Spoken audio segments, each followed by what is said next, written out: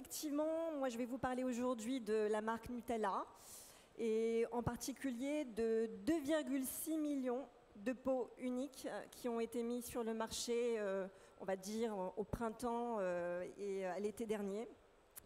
Alors le sujet de la personnalisation sur Nutella, pour ceux d'entre vous qui êtes aficionados de la marque, c'est pas un sujet nouveau.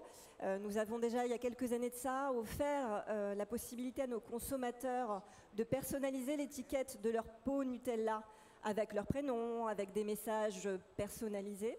Donc ce sujet-là, c'est un sujet que la marque depuis toujours traite, notamment pour nourrir l'attachement, l'affection que les fans de la marque lui portent. Mais effectivement, on est allé plus loin avec le projet dont je vais vous parler aujourd'hui, puisque effectivement, comme je vous le disais, on est allé jusqu'à mettre sur le marché 2,6 millions de pots, tous uniques, tous différents les uns des autres. Ce qui était un challenge assez incroyable pour nous. Donc, à la genèse de ce projet, il y a quoi? Il y a deux choses. D'abord, en tant que marque, la volonté de proposer à nos consommateurs une offre qui soit pertinente pour eux, qui s'adresse à eux. La pertinence, c'est ça, c'est s'adresser à nos consommateurs individuellement. Et puis également de répondre à une tendance de fond de la part des individus que nous sommes, qui est la recherche de singularisation finalement. Je pense que si je vous parle, si je vous donne l'exemple du réfrigérateur à la maison, je pense qu'on est tous concernés. On a tous un réfrigérateur qu'on a personnalisé, soit avec des magnets, soit avec des photos de nos enfants ou nos amis. On a tous plus ou moins une coque de smartphone, donc on est aussi allé customiser, de sorte à ce qu'elle représente qui on est, ou en tout cas l'image qu'on a envie de véhiculer nous-mêmes. En général, on personnalise aussi la sonnerie de nos smartphones, nos laptops. Donc aujourd'hui, effectivement, on est dans l'ère où finalement les individus cherchent aussi à être reconnus en tant que tels, en tant qu'êtres singuliers, et attendent du coup effectivement que les marques leur adressent une réponse qui soit pertinente, qui s'adresse directement à eux. Cette tendance, elle a longtemps concerné le domaine du luxe, mais elle s'est démocratisée notamment grâce à des gens du textile, du prêt-à-porter, grâce à des acteurs également de l'automobile. Je vais vous citer quelques exemples, je pense, qui vont vous parler. Dans le marché de la basket, par exemple, Nike a été un acteur assez précurseur dans la personnalisation. On a eu également Converse qui, sur sa plateforme digitale, et c'est toujours le cas aujourd'hui, propose d'aller customiser ses Converse pour les fans de la marque. Et moi, j'ai une collègue au bureau à Mont-Saint-Aignan qui est ultra fan de Converse, qui est hyper différente de cette marque. Donc c'est effectivement un levier vraiment aujourd'hui devenu majeur pour fidéliser les consommateurs et nourrir l'attachement qu'ils portent envers les marques qu'ils aiment. Ce sujet de la personnalisation et notamment de l'ultra-personnalisation dont je vais vous parler aujourd'hui, il n'aurait jamais évidemment pu se faire sans l'évolution du digital, sans également l'évolution des process industriels et sans finalement la numérisation de l'ensemble de la chaîne, depuis nos partenaires fournisseurs jusqu'à nos consommateurs, en passant par nos sites de fabrication. Donc, c'est pour répondre du coup aujourd'hui à ces attentes finalement que nous avons lancé donc sur Nutella cette opération qui effectivement a fait grand bruit au printemps et à l'été dernier, qu'on a appelé en fait chez nous Unique comme toi. Donc Unique comme toi, c'est un petit clin d'œil à nos consommateurs puisqu'effectivement on leur a offert la possibilité de choisir en rayon le pot finalement qui leur ressemblait parmi 2,6 millions de pots tous uniques. Le choix des graphismes, il n'est pas anodin. Évidemment, on est sur des formes assez pop, assez colorées qui reflètent tout à fait les valeurs de la marque Nutella, l'enthousiasme, l'énergie, l'esprit positif. Donc tout ça a été travaillé et développé effectivement avec une équipe de designers.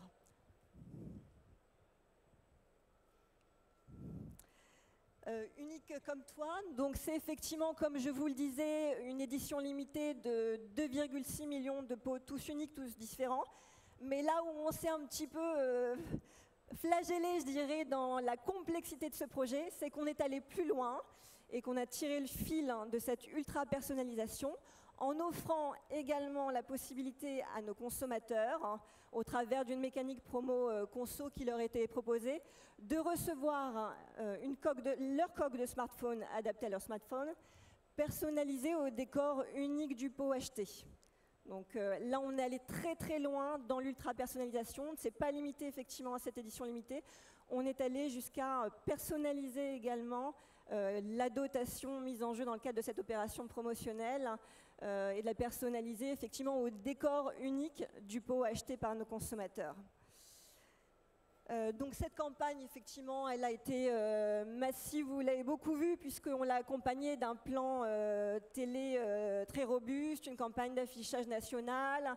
Elle a été également relayée massivement dans les centres commerciaux en affichage digital et puis également sur Internet, sur les réseaux sociaux de la marque.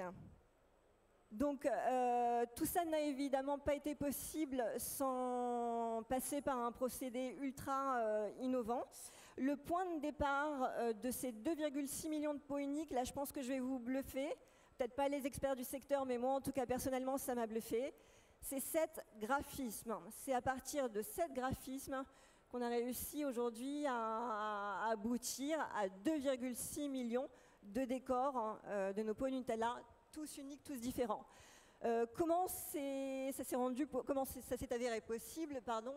Le point de départ, c'est un partenariat, et je vais y revenir juste après, avec HP, avec l'éditeur HP, qui a mis à notre disposition, donc HP, là je les salue, un logiciel donc, qui s'appelle SmartStream, j'écorche les noms, Média, et qui en fait, par un algorithme assez puissant, nous a permis, sur la base de ces 7 graphismes, et par des effets en fait de zoom allant de 100% jusqu'à 800% et des mécaniques de rotation, d'aboutir finalement à une combinaison de 2,6 millions de pots tous uniques.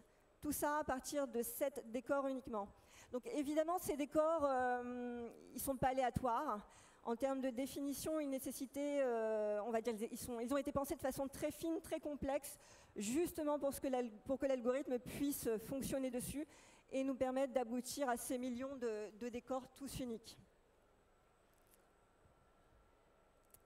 Donc je vous le disais, ce résultat, il est le fruit d'une collaboration multipartite entre l'entreprise que je représente aujourd'hui, donc le groupe Ferrero et la marque Nutella, le constructeur HP qui effectivement a mis à notre disposition ce logiciel sans lequel nous n'aurions clairement pas pu aboutir à cette combinaison de 2,6 millions de pots uniques. Nous avons également intégré en fait en amont notre partenaire imprimeur Eurostampa, donc basé en Italie, qui devait aussi du coup s'adapter en fait à ce nouveau modèle de personnalisation. Et puis pour la partie opération promotionnelle et notamment personnalisation de la coque, nous avons également intégré dans le développement notre partenaire Tessi. Tu le disais très justement, le projet a été très compliqué. Il faut savoir que pour arriver à ce résultat-là, c'est 2 ans de développement derrière, 2 ans de développement qui ont été en fait menés par nos équipes italiennes, puisque en fait le projet a d'abord été lancé par la filiale italienne Ferrero avant d'être déployé en France. Aujourd'hui, c'est un tel succès que d'autres marchés Ferrero en Europe envisagent de le déployer. L'Allemagne s'y est mise. La Belgique va suivre et on commence à arriver en termes de taille critique à des... alors si je combine Italie, France, Allemagne, on est aujourd'hui sur un volume de 15 millions de pots Nutella tous uniques qui ont été mis sur les marchés italiens, français et allemands. Donc on commence à être vraiment là sur de la personnalisation, l'ultra-personnalisation de masse. Donc je vous le disais, 2 ans de développement, il a fallu, et je vous en ai parlé tout à l'heure, effectivement, travailler en fait des graphismes en amont de façon très très fine, de sorte à ce que l'algorithme développé par HP puisse fonctionner dessus et nous permettre ce résultat. Il a fallu aussi intégrer les contraintes de notre imprimeur Eurostampa qui, avec cette technologie, ne pouvait nous garantir qu'une livraison de 250 000 films plastiques par semaine, quand habituellement sur du film plastique classique, on est plutôt sur des cadences 10 fois supérieures.